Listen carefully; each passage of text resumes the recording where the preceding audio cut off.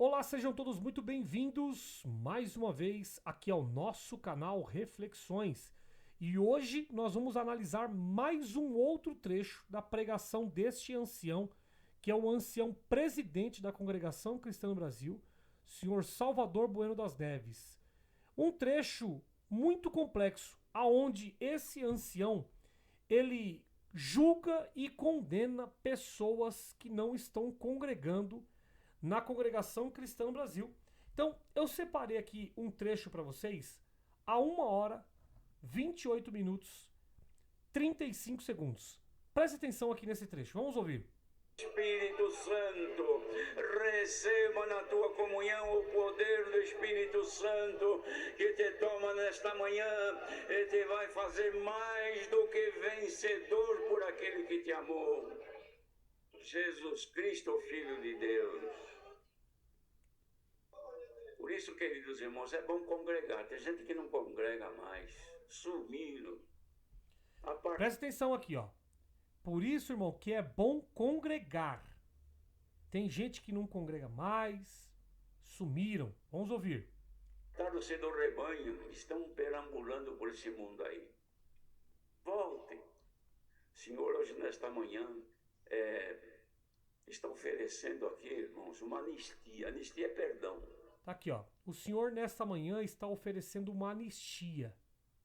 Anistia é perdão. Então ele está dizendo que o Senhor que está falando na boca dele está oferecendo anistia, que é o perdão por intermédio daquilo que está saindo da boca dele.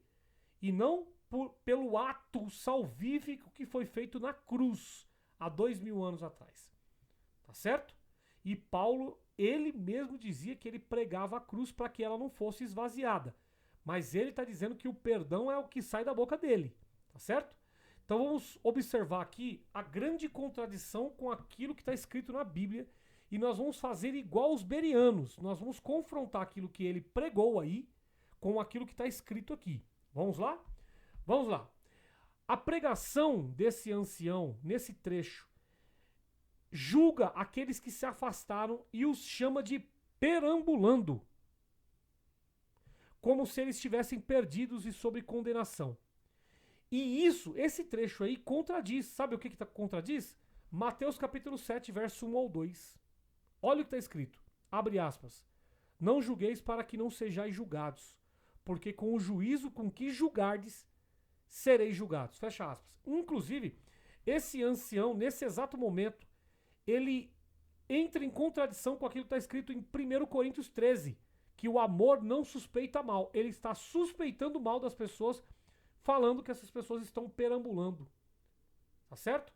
Lucas capítulo 15, versos 4 ao 7. A parábola da ovelha perdida mostra que o pastor vai buscar a ovelha. Não espera voltar, debaixo de uma ameaça de anistia condicional. O pastor vai atrás com amor, não com uma oferta de acordo. Olha o que o ancião ele faz. Ele faz uma oferta de acordo. Volta! E aí você vai receber a anistia. Romanos capítulo 14, verso 4. Abre aspas. Quem és tu que julgas o servo alheio?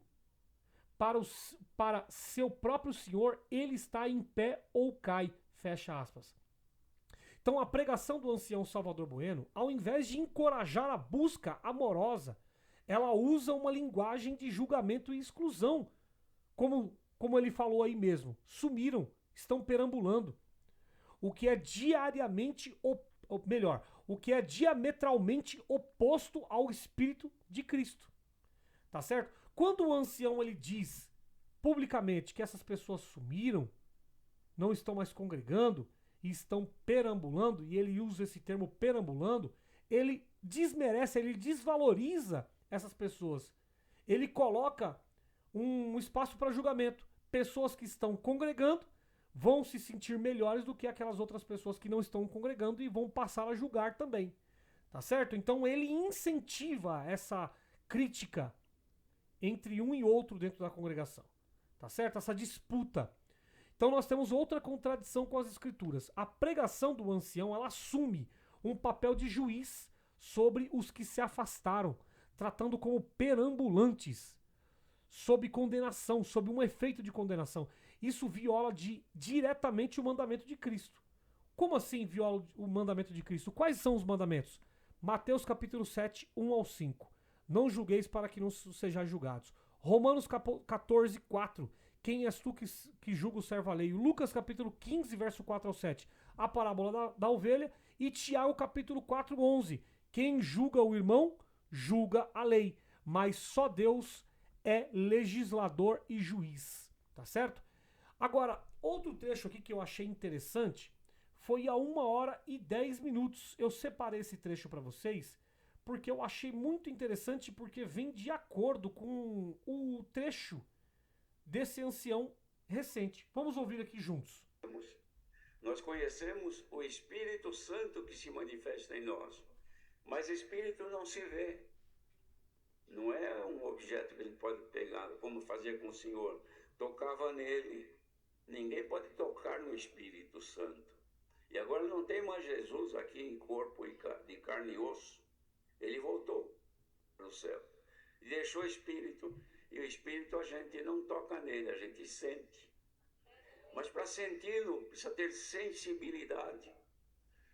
Porque se perder a sensibilidade, a pessoa não sente mais nada. Por isso que nós congregamos sempre. E precisamos congregar. Porque nós vamos mantendo e conferindo sentimento com o Espírito de Deus. Tá vendo? Por isso que nós congregamos sempre, precisamos congregar, porque nós vamos mantendo e conferindo o sentimento. O sentimento não é entendimento. Paulo, ele disse, agora com a consciência limpa e lavada pela palavra, eu consigo entrar no santuário. Consciência é entendimento. Inclusive, Paulo, ele disse que o culto a Deus, ele tem que ser simplesmente um culto no entendimento. Certo? Um culto de entrega no entendimento e não no sentimento. Ok? Vamos lá. Então o trecho aqui que nós colocamos, o trecho analisado, tem gente que não congrega mais, que eu coloquei anteriormente, com esse agora. Por isso que nós temos que congregar. Nós temos uma contradição com a Bíblia. Nós temos. Qual é a contradição? O discurso do ancião, ele cria a impressão de que a manutenção da comunhão com Deus, depende prioritariamente da permanência na congregação, da instituição congregação. E isso não tem nada a ver uma coisa com a outra. Tá certo? A pessoa pode sair da CCB e pode estar em Cristo. A pessoa pode sair da Assembleia de Deus e estar em Cristo. Continuar sendo um cristão. Mas na congregação, se você sair da CCB, você já deixa de ser cristão. Porque eles entendem que a congregação é o próprio Cristo. E quando você sai da CCB, você está negando Jesus Cristo. Tá certo? Então vamos lá. Olha o que Cristo ensinou. João capítulo 4, verso 23 ao 24. Os verdadeiros adoradores adorarão o Pai em espírito e em verdade. Ou seja, é na consciência. Não é em sentimento, é na consciência. João capítulo 15, verso 4. Permanecei em mim, em Cristo. Ou seja, ele não disse permaneçam numa organização como a CCB, Congregação Cristã no Brasil. Não. Permaneçam em mim. Romanos capítulo 8, 9. Se alguém não tem o Espírito de Cristo, não é o Espírito da CCB, é o Espírito de Cristo, esse tal não é dele. Então, se você tem o Espírito da CCB, mas não tem o Espírito de Cristo, então você não é de Cristo, você é da CCB. Por isso que a grande maioria das pessoas da Congregação Cristã no Brasil, elas dizem, eu amo a Congregação Cristã no Brasil, eu vou morrer dentro dela. Não, você tem que amar a Cristo e você tem que viver nele, tá certo? É por isso que a congregação ela forma idólatras, ela não forma cristãos.